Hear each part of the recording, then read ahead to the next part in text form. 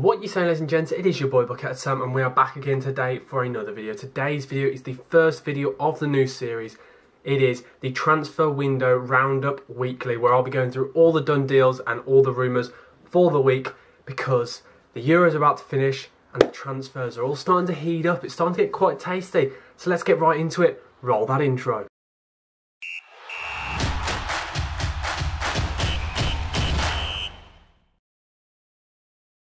So we're going to start off with the big done deals across all of Europe. I'm going to start off straight away with Michael Olise, who signed for Crystal Palace from Reading for £8 million. The 19-year-old got Young Player of the Season in the Championship, scored 7 goals in 46 games, and has played for France under-21s. A very good signing, 19 years old for £8 million. But we saw it with Eberechi Eze. Crystal Palace know what they're doing. They go in, get these wingers from below in the Championship, and I'll tell you now, this player is a bargain. For £8 million, what a signing. He will light up the Premier League in years to come.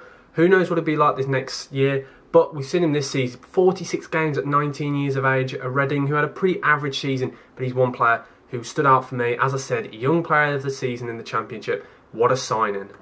Another done deal is Ryan Bertrand signing for Leicester today on a free agent, and he's signing for 3 years with an option for a 4th year. I think it's a brilliant signing. You know what you're going to get with them. Very, very consistent players, played in the division for so long. What a signing for Leicester.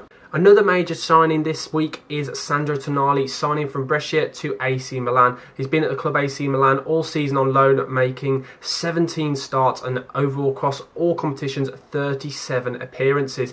Yes, he's not started every week, but he's a good squad player, so they've made it permanent, costing the club £6 million after a £9 million loan fee. So altogether £15 million for the 22-year-old. Very good holding midfielder, very good signing. Now, probably the biggest transfer of the week, the biggest shock for me, is Sergio Ramos has signed a 2-year deal with Paris Saint-Germain after leaving Real Madrid after 16 years at the club. The most capped Spain international, 5 La Liga titles, 4 Champions League titles.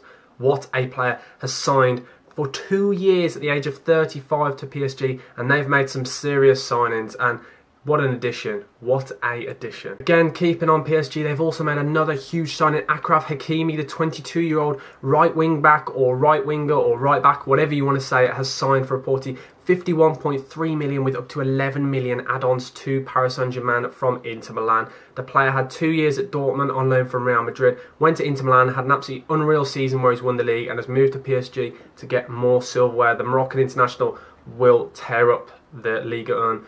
I tell you now, he will tear it up. One another brilliant, brilliant signing. And that is all of the done deals gone through there, the ones that I'm most excited about. And now we're going to head on to the rumours. I'll tell you now, there are some crackers in here that I'm excited about. First of all, we're going to go straight in for Denmark winger, the international who all the England fans will remember that free kick he scored just a couple of days ago. It is Damsgaard, the 21-year-old, plays for Sampdoria.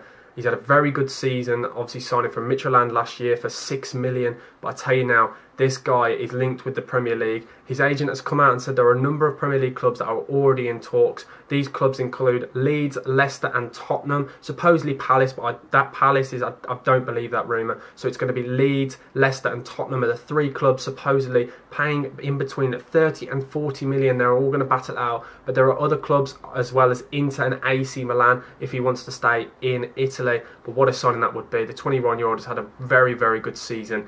Very, very good player to watch out for. I'll keep you tuned and up to date if anything happens with that, if there is any movement. Now, staying in Serie A, obviously Patricio going from Wolves to Roma, it then frees up Robin Olsen, the Roma goalkeeper, the Swedish international, who's had a very good season at Everton on loan. Had moments where Pickford was injured and he came in and he really did play very well. And this Euros, he has been one of these standout keepers in the tournament. A lot of clubs interested all across Europe. We've got Atletico Madrid, we've got Lille and West Ham all linked with the player.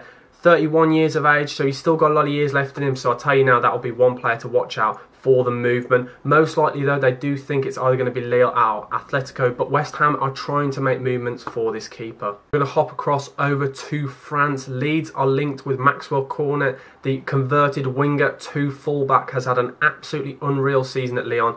But after Leeds got rid of Alioski, they are looking for a left-back. And suppose with Ryan Bertrand obviously going to Leicester today, it is linked that Maxwell, Cornet and Leeds are in talks. The two clubs apparently are very far away from their valuations, but who knows, there may be movement in this deal. But what a signing that would be. The player is so good going forward and would fit that Bielsa system to a T. Now to the Championship, where Birmingham City are in talks with Man United for Chong, the winger who's had season signed from Feyenoord when he was 15, supposedly the next best thing, and he's not had a good couple of seasons out on loan in Belgium. So this could be the club where he changed it all around. The 21-year-old would want to hit the ground running at Birmingham City, but this is for a loan deal for the season, in talks very far in advance. There are other clubs who apparently are involved, but at the moment Birmingham City are the front runners, and it's looking very likely the deal will be announced in a couple of days. Another deal, obviously staying in the Premier League, where we think this is basically all announced. It is Olivier Giroud signing for AC Milan.